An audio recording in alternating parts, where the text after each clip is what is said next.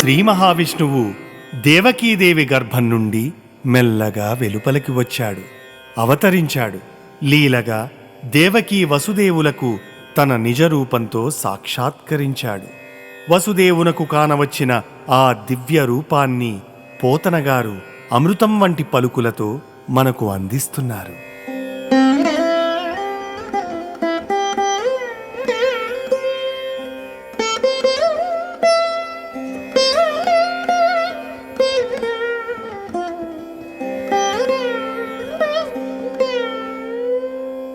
జలధర దేహువాజాను చతుర్బాహు సరసేరుహాక్షు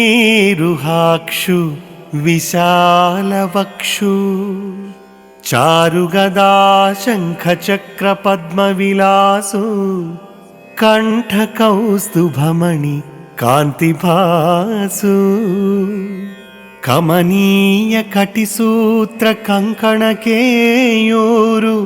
శ్రీవత్సలాంఛనాంచిత విహారు ఉరుకుండల ప్రభాయుత కుంతలలలాటు వైదూర్యమణిగణ వరకిరీటు బాలు పూర్ణేందురుచిజాలు భక్తలోకపాలు సుగుణాలవాలు కృపా విశాలు చూచి తిలకించి పులకించి చోత్యమంది ఉబ్బి చెలరేగి వసుదేవుడు సహించే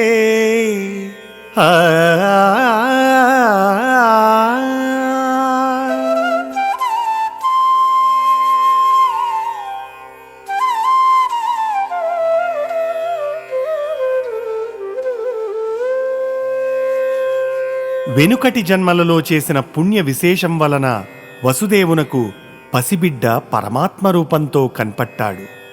నల్లని మేఘం వంటి మేనిఛాయ, మిక్కిలి పొడవైన 4 చేతులు, విచ్చుకున్న కమలాల వంటి కన్నులు, విశాలమైన వక్షస్థలము, కమనీయంగా కదలాడుతున్న శంఖము చక్రము గదా పద్మము, మెడలో కాంతులను పుక్కిలిస్తున్నట్లున్నదా అన్నట్టు కానవచ్చే కౌస్తుభమణి, వంపు సొంపులతో చూడముచ్చటగా ఉన్న బంగారు మొలత్రాడు, కంకణాలు, కేయురాలు, నన్ను చూడు నా అందం చూడు అంటున్న శ్రీవత్సమనే పుట్టుమచ్చ, కేశముల నడుమ దోబూచులాడుతున్న కుండలాలు, వైడూర్యాలతో పెక్కు విధాలైన మణుల కుప్పల కూర్పుతో వెలిగిపోతున్న కిరీటము.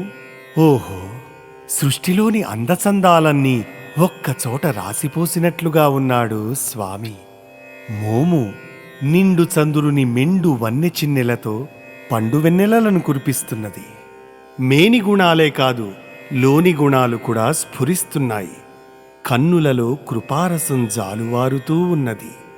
వసుదేవునికి ఎంతసేపు చూచినా తనివి తీరడం లేదు. పులకరించిపోతున్నాడు, పొంగిపోతున్నాడు. ఆనందంతో ఆటలాడుతూ పాటలు పాడుతూ పరవశించిపోతున్నాడు.